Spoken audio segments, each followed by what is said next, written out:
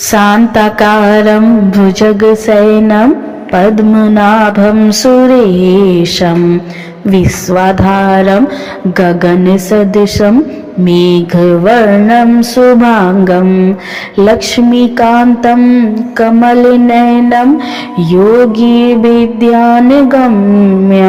वन्दे विष्णुं भवभयहरं सर्वलोकैकनाथम्। हरे कृष्णा, राधे राधे। आइए श्रवण करते हैं कार्तिक मास महात्म्य अध्याय 4। नारद जी ने कहा, ऐसा कहकर भगवान विष्णु मछली का रूप धारण करके आकाश से जल में गिरे। उस समय विंध्याचल पर्वत पर तप कर रहे महर्षि कश्यप अपनी अंजलि में जल लेकर खड़े थे। भगवान उनकी अंजलि में जा गिरे। महर्षि कश्यप ने दया करके उसे अपने कमंडल में रख लिया। मछली के थोड़ा बड़े होने पर महर्षि कश्यप ने उसे कुएं में डाल दिया।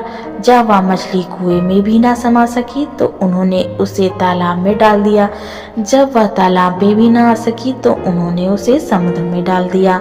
वह मछली वहां भी बढ़ने लगी। फिर मत्स्य रूपी भगवान विष्णु ने इस शंखासुर का वध किया और शंखासुर को हाथ में लेकर बद्री वन में आ गए। वहां उन्होंने संपूर्ण ऋषियों को बुलाकर इस प्रकार आदेश दिया, मुनीश्वरों, तुम जल के भीतर बिखरे हुए वेद मंत्रों की खोज करो और जितनी जल्दी हो सके उन्हें सागर के जल से बाहर निकाल लाओ। तब तक मैं देवताओं के साथ प्रयाग में ठहरता हूँ।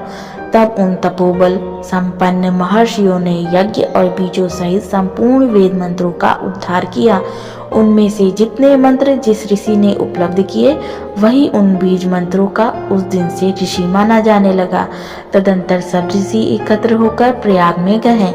वहां उन्होंने ब्रह्मा जी सहित भगवान विष्णु को उपलब्ध हुए सभी वेद मंत्र समर्पित किए। सब वेदों को पाकर ब्रह्मा जी बहुत प्रसन्न हुए। उन्होंने देवताओं और ऋषियों के साथ प्रयाग में अश्वमेध यज्ञ किया। यज्ञ समाप्त होने पर देवताओं ने भगवान से निवेदन किया, हे देवाधिदेव जगन्नाथ, इस स्थान पर ब्रह्मा जी ने खोए हुए वेदों को पुनः प्राप्त किया और हमने भी यहाँ आपके प्रसाद से यज्ञ भाग पाए हैं। अतः यह स्थान पृथ्वी पर सबसे श्रेष्ठ, पुण्य की वृद्धि कराने वाला एवं भोग तथा मोक्ष प्रदान करने वाला हो।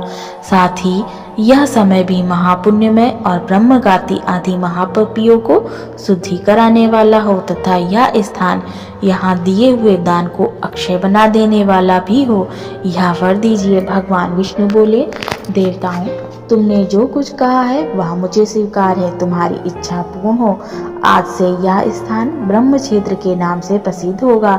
सूर्यवंश में उत्पन्न राजा भागीरथ यहाँ गंगा को ले आएंगे और वह यहाँ सूर्य कन्या यमुना से मिलेगी। ब्रह्मा जी और तुम सब देवता मेरे साथ यहाँ निवास करो। आज से यह तीर्थराज के नाम से विख्यात होगा। तीर्थराज के दर्शन से तत्काल सारे पाप नष्ट हो जाएंगे। जब सूर्य मकर राशि में स्थित होंगे उस समय यहाँ स्नान करने वाले मनुष्य के सब पापों का यह तीर्थ नाश करेगा। यह काल भी मनुष्यों के लिए सदा महान पुण्य देने वाला होगा।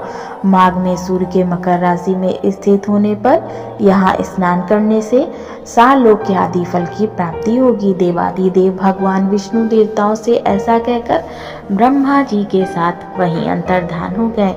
इसके बाद इंद्रादि देवता भी अपने अंश से प्रयाग में रहते हुए वहां से अंतर्धान हो गए। जो मनुष्य कार्तिक में तुलसी की जड़ के समीप श्रीहरि का पूजन करता है वह इस लोक में संपूर्ण भोगों का उपभोग करके अंत में वैकुंठ धाम को जाता है। जय श्री कृष्ण।